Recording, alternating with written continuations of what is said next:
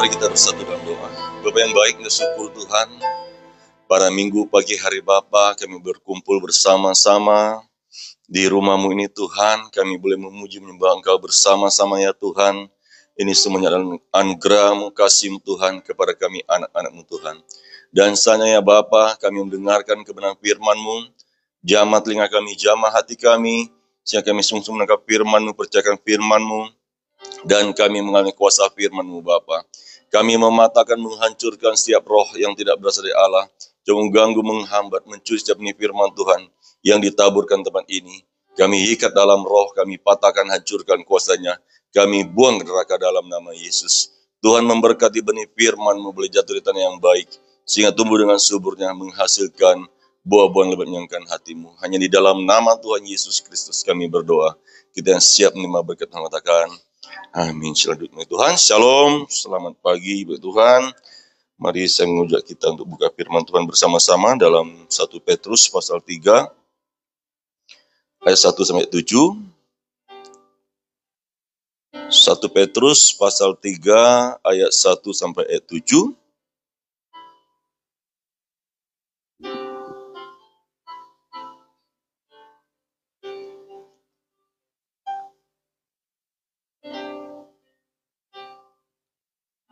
Baik, jika sudah mendapatkannya, mari saya mengundang kita bangkit berdiri sebentar. Kita angkat Alkitab kita, katakan sesudah saya percaya bahwa kitab ini adalah firman Allah. Ketika saya membacanya, ketika saya mendengarkannya, saya percaya, saya taati, saya lakukannya, maka hidup saya pasti diberkati Tuhan. Sekarang ini juga. Amin. Syandu kembali jemaat Tuhan. Kita akan baca berganti-gantian. Bapak Ibu Saudara Tuhan membaca ayat 1 ayat ganjil dan saya ayat 2 dan kita bergantian sampai ayat 7. Saya akan hitung sampai 3. Jemaat akan membaca lebih dahulu. 1, 2, 3.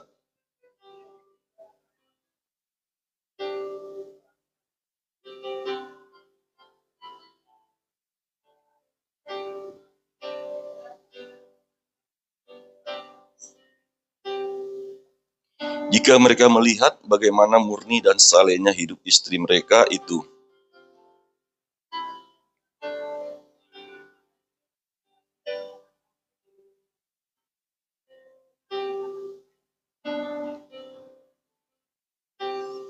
tetapi perhiasanmu ialah manusia batinia yang tersembunyi dengan perhiasan yang tidak binasa yang berasal dari roh yang lemah lembut dan tentram yang sangat berharga di mata Allah.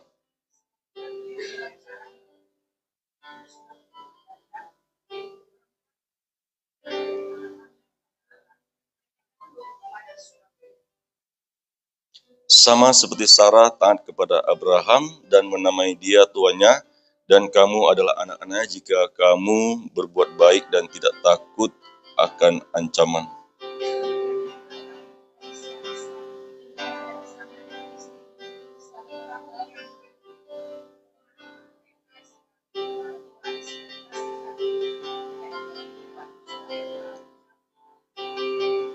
Katakan amin. Ya, puji Tuhan, kita masih mendengarkan firman Tuhan seputar dalam rumah tangga. Ya, rumah tangga adalah rumah tangga yang sangat diberkati Tuhan. Ya, Tuhan sangat memberkati rumah tangga. Tetapi bagi kita manusia ini untuk menjalani kehidupan rumah tangga ini nggak gampang. Ya, mau bilang gampang, ada susahnya juga. Ya, ada bilang susah, ada gampang juga. Seperti itu. Jadi hubungan antara suami istri itu ya saya katakan gampang-gampang susah. Anak kami yang sulung ya Victor usia sudah 23 tahun dan sampai hari ini ya belum punya pasangan, belum punya cewek ya.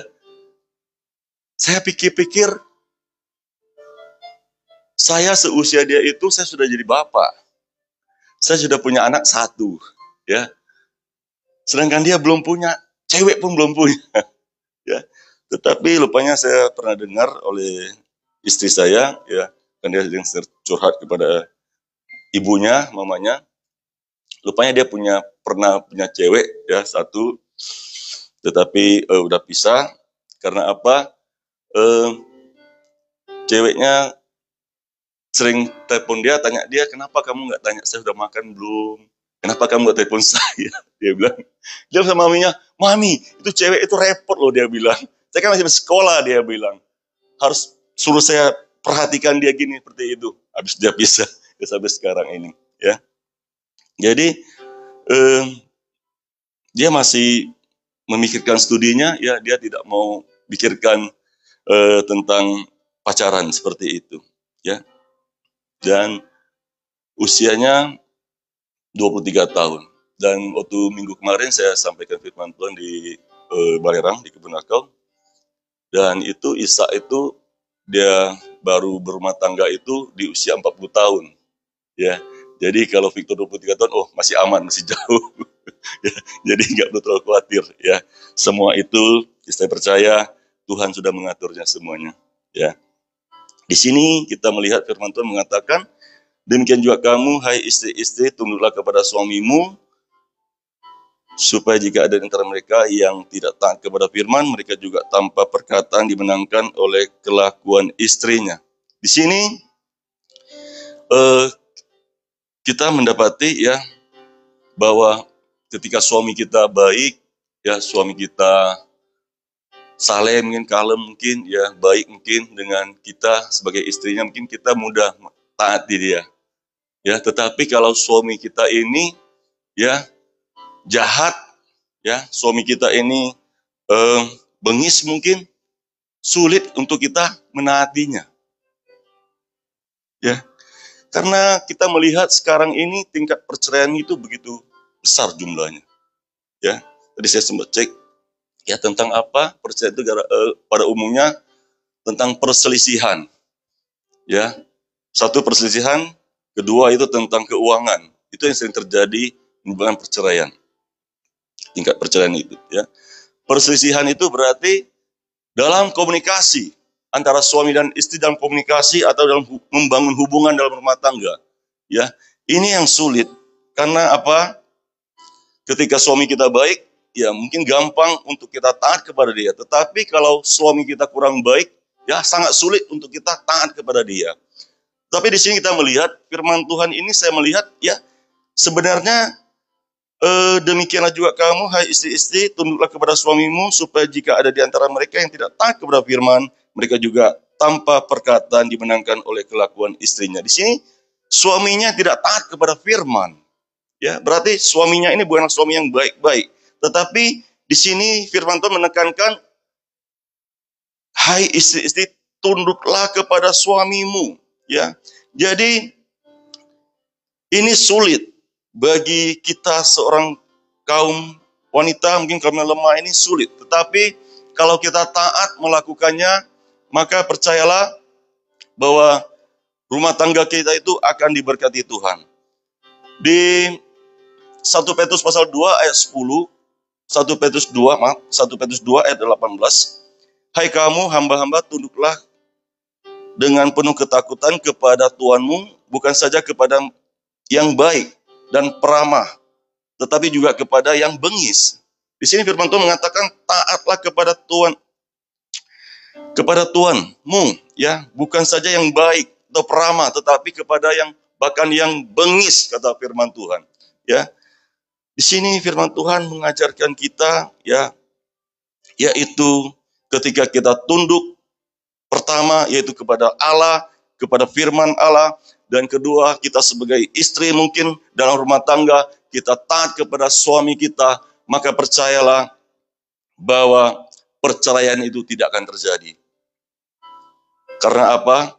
Karena ada seorang istri yang taat akan Tuhan, yang takut akan Tuhan, yang juga selalu mendengarkan apa perintah Tuhan. Ya, ayat 2 mengatakan, jika mereka melihat bagaimana murni dan salehnya hidup istri mereka itu, ya. Jadi seorang suami yang jahat, seorang suami yang tidak taat kepada firman, ketika mereka melihat istrinya itu murni dan saleh hidupnya, mereka akan berubah dengan sendirinya. Seorang perempuan yang hidupnya murni, kata firman Tuhan, dan yang saleh. Berarti seorang perempuan atau seorang ibu rumah tangga yang hidupnya andalkan Tuhan, yang hidupnya selalu mengandalkan Tuhan. Tunduk ini tidak gampang, tetapi saya mengatakan di JKI ini ada ibu-ibu yang luar biasa, ya, ada ibu-ibu yang tunduk kepada suaminya ketika suaminya tidak baik kepada dia, ketika suaminya bahkan mengkhianati dia, tetapi dia memilih tunduk kepada Tuhan dan taat kepada Tuhan dan juga tunduk kepada suami, dan luar biasa rumah tangga mereka yang tadinya sudah rusak dan dipulihkan Tuhan. Ya. Jadi luar biasa ya ibu-ibu JKI ini karena mereka mau taat kepada Tuhan. Dan Tuhan memulihkan rumah tangga mereka. Ya, gimana seorang suami yang menyakiti hati istrinya, yang melukai hati istrinya yang sangat dalam. Tapi puji Tuhan, seorang ibu yang datang kepada gembalanya, minta pendapat kepada gembalanya, minta doa kepada gembalanya, dan gembalanya doakan, menguatkan, hanya mengatakan, ya percaya saja bahwa Tuhan akan pulihkan rumah tangga. Tuhan akan memberkati rumah tangganya. Dan puji Tuhan, ya ibu ini dia taat, dia apa yang gembala arahkan, apa yang gembala doakan, dia taat, dia lakukan, ya sangat berat, ya melakukannya dengan mencucurkan air mata, dengan hati yang sangat tertekan, ya tetapi dia tetap melakukan arahan daripada seorang ibu gembala, ya dan firman Tuhan ini dia taati, dia lakukan, dan puji Tuhan, ya ketika suaminya melihat istrinya sudah disakiti, sudah dikhianati, tetapi istrinya masih berbuat baik kepada dia, masih mengasihi dia, dan akhirnya dia memilih kembali kepada istrinya dan pulih rumah tangganya. Ayat 3, perhiasanmu janganlah secara lahiriah, yaitu dengan mengepang-ngepang rambut, memakai perhiasan emas, atau dengan mengenakan pakaian yang indah-indah. Tetapi perhiasanmu ialah manusia batinia yang tersembunyi dengan perhiasan yang tidak binasa, yang berasal dari roh yang lemah lembut dan tentram, yang sangat berharga di mata Allah. Di sini kita melihat firman Tuhan mengajarkan, yaitu perhiasan kita janganlah secara lahiriah tetapi secara batinia. Kita melihat sekarang ini zaman modern, ya begitu gampang orang mempercantik wajah, ya dengan berbagai bantuan alat medis, ya gampang sekali untuk mempercantik wajah, ya. Yang sudah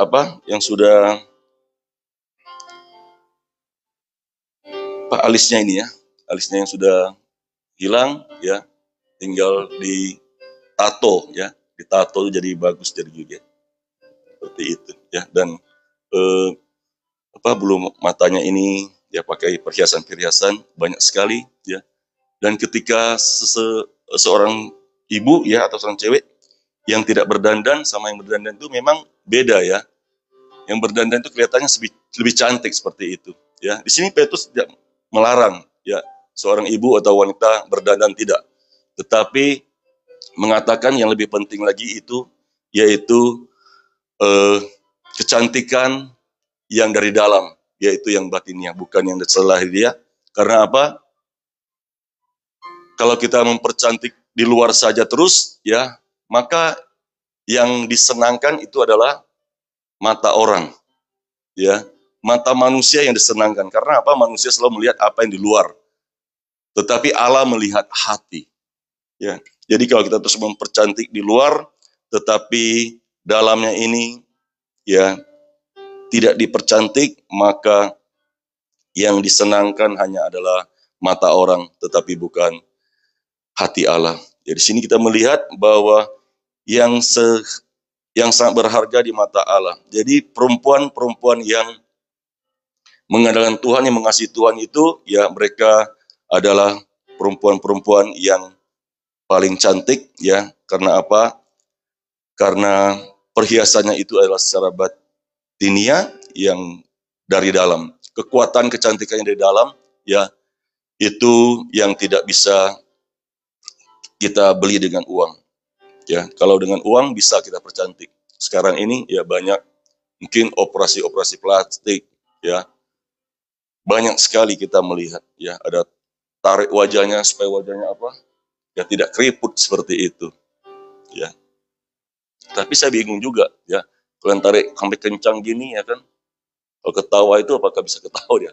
Ya takutnya nggak bisa ketawa. Ya, karena udah tarik terlalu kencang seperti itu, ya. Jadi ya sekarang ini gampang sekali, ya, baik ditarik wajahnya, baik rambutnya mungkin, ya, bikin warna rambutnya, ya, ada yang jadi warna apa, orang bule seperti itu, ya, ada yang warna merah-merah seperti itu, ya, banyak berwarna-warna. Kemarin saya pulang ke Pinang itu, ya, ada seorang ibu itu saya melihat rambutnya keren, ya, di sininya hijau, sininya biru, sininya merah jambu. Wah, keren. Ya, dia suka kalau ada acara-acara pernikahan, dia suka hadir, dia suka nyanyi-nyanyi, dia suka joget-joget, ya. Dan ya saya lihatnya, ya untung aja mungkin gak ada anak-anak, ya.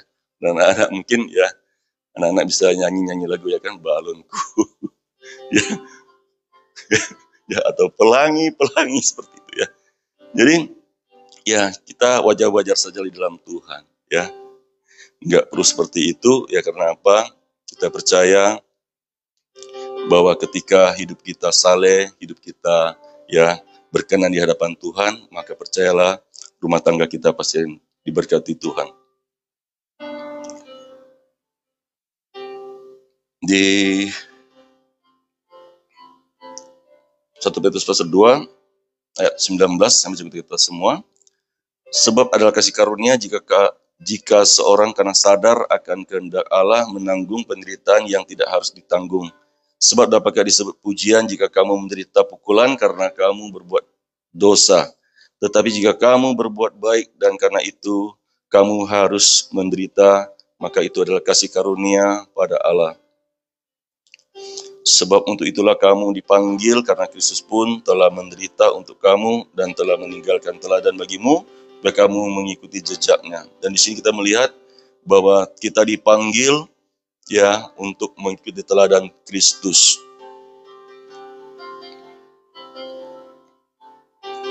Dalam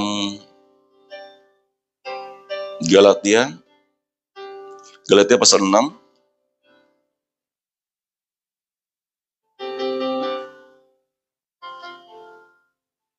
Galatia pasal 6 ayat 1, saya baca untuk kita semuanya. Saudara-saudara, kalaupun seorang kedapatan melakukan suatu pelanggaran, maka kamu yang rohani harus memimpin orang itu ke jalan yang benar dalam roh lemah lembut, sambil menjaga dirimu sendiri supaya kamu juga jangan kena pencobaan. Ya, jadi di sini firman Tuhan mengajarkan kita, saudara, kalaupun seorang kedapatan melakukan suatu pelanggaran, maka kamu yang rohani harus memimpin orang itu. Ya, jadi ketika suami kita kedapatan dia pelanggaran, ya, atau suatu yang perbuatan tidak baik, maka seorang istri yang rohani itu, ya, wajib menuntun, memimpin suaminya, ya, yaitu secara rohani kepada Tuhan, ya, bukan dengan kepaksaan, tetapi dengan apa? Dengan roh lemah lembut. Lemah lembut itu, ya, supaya suaminya itu bisa taat kepada Tuhan. Dan satu lagi firman Tuhan dalam Matius pasal 11 ayat 29.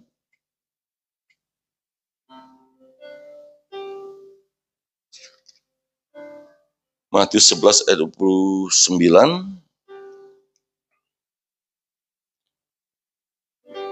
Pikulah yang kupasang dan belajarlah padaku, karena aku lemah lembut dan rendah hati, dan jiwamu akan mendapat ketenangan. Ya, Di sini firman Tuhan mengatakan, "Pikulah kuk yang kupasang dan belajar daripada-Ku, karena aku lemah lembut dan rendah hati, dan jiwamu akan mendapat ketenangan." Ya, jadi kita harus belajar daripada Tuhan, ya, mau mengikuti Tuhan, yaitu apa? Dengan rendah hati, sehingga apa? Jiwa kita itu mendapat ketenangan. Ya, tadi saya sudah mengatakan bahwa untuk taat kepada suami itu ya nggak gampang,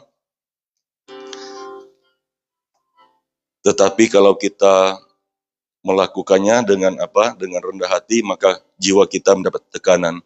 Maka kita taat kepada suami itu ya bukan karena tekanan, tetapi karena taat kepada Tuhan, maka jiwa kita itu mendapat apa? Ketenangan, ya.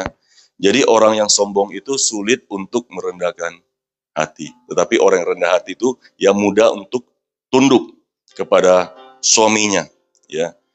Jadi ketika tunduk kepada suami, kita taat kepada suami, maka jiwa kita itu mendapat ketenangan. Itu kata firman Tuhan. Kita harus belajar dari apa? Kita harus belajar daripada Kristus. Karena Kristus telah menderita untuk kita, dan kita juga wajib untuk mengikuti teladan Kristus, yaitu kita menderita, ya, yaitu secara apa? Batinia, ya, supaya apa? Batin kita itu, ya, jiwa kita itu mendapat ketenangan.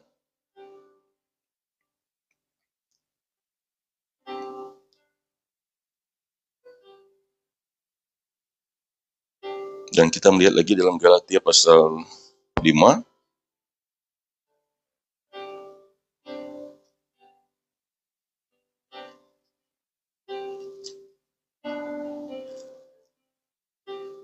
Galatia pasal 5 ayat 23,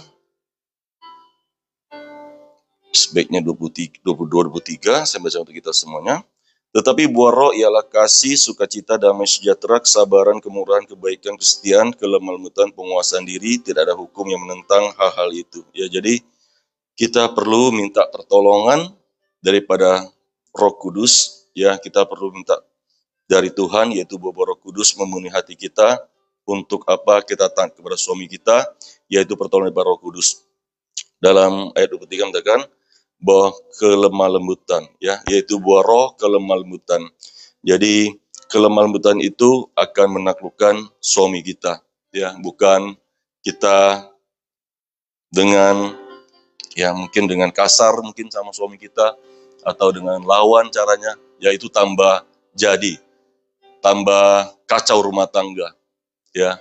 Kalau kita tidak menghormati suami kita tidak tunduk kepada suami kita, tetapi ya kita malah merendahkan dia, maka rumah tangga akan kacau seperti itu, ya. Dan suami kita juga akan menjadi jauh daripada Tuhan. Dia menjadi apa? Ya, dia menjadi tidak mau lagi hidup beribadah kepada Tuhan. Karena apa? Karena dia melihat, ya, kok istrinya mungkin menurut saya, kok istrinya sudah sering ibadah, tapi perilaku seperti ini, ya, perkataan seperti ini. Kok enggak seperti yang firman Tuhan katakan? Padahal dia sering ibadah, dia sering ke gereja, tapi kok kelakuan seperti ini? Kenapa perkataannya seperti ini? Ya, membuat suaminya kesal, membuat suaminya ya tidak mau datang kepada Tuhan. Ya, ini juga salah satu penyebab mungkin.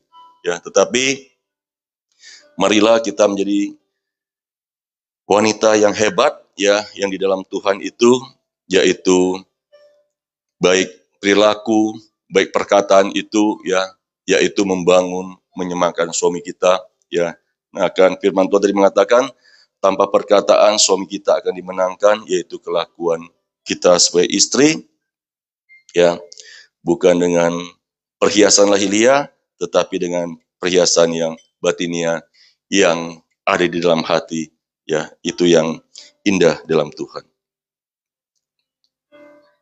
Ayat 6, kita kembali kepada 1 Petrus 3, 6, sebab sama seperti Sarah taat kepada Abraham dan menamai dia tuannya, dan kamu adalah anak-anaknya jika kamu berbuat baik dan tidak takut akan ancaman, ya. Jadi sini Tuhan mengatakan bahwa sama seperti Sarah taat kepada Abraham, ya. Kita melihat Sarah itu taat saja sama Abraham kemanapun dia pergi, Sarah selalu ikut.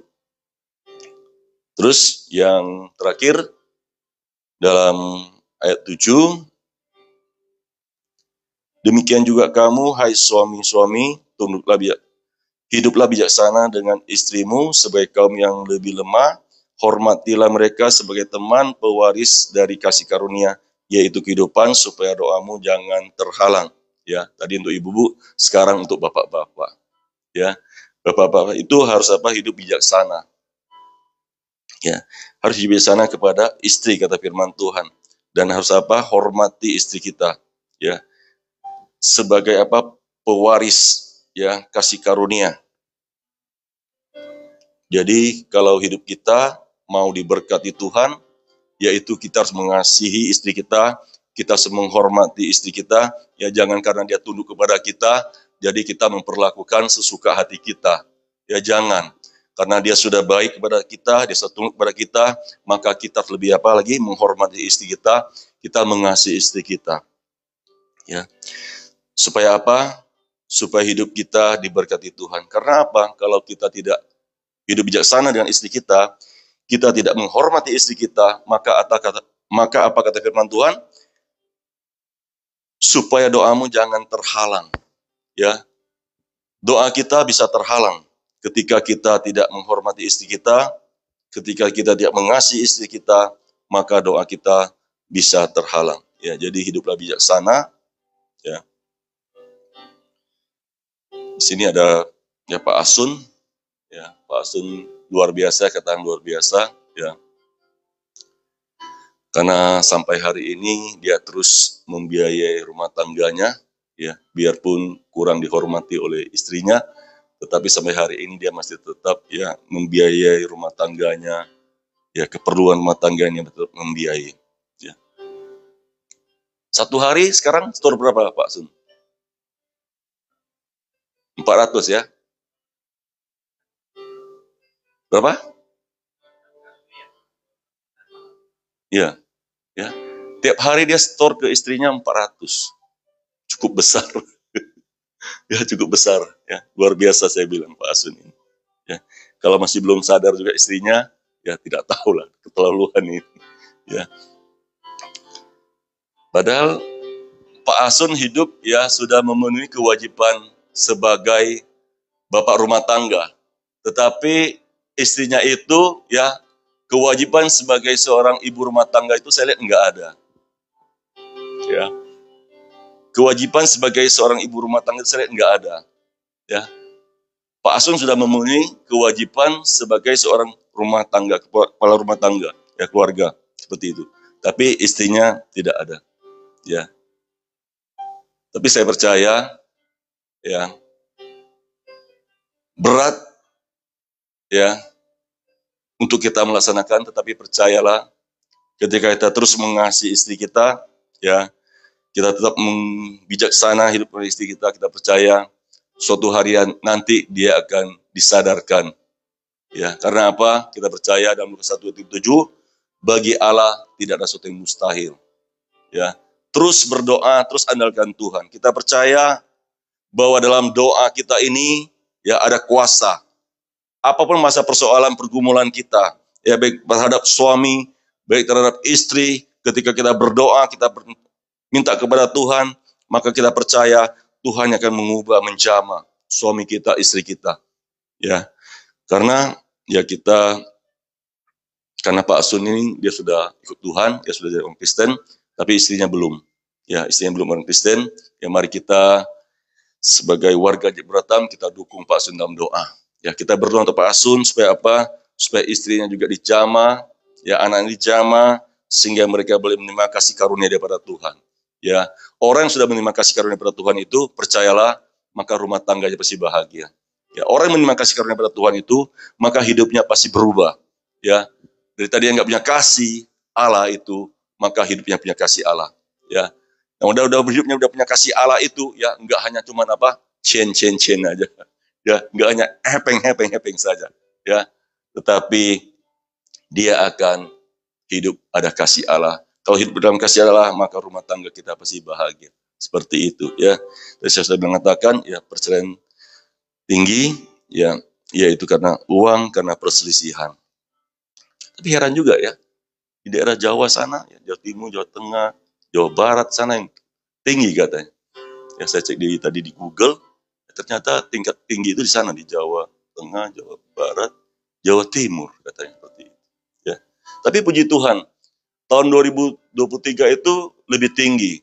Setelah masuk tahun 2024 itu menurun, ya, agak menurun. Yang tahun 2025 ini belum terdeteksi seperti itu. Ya, belum keluar lagi seperti itu. Ya. Jadi di sini ya firman Tuhan mengatakan supaya doamu jangan terhalang. Jadi tetaplah andalkan Tuhan, tetaplah berdoa.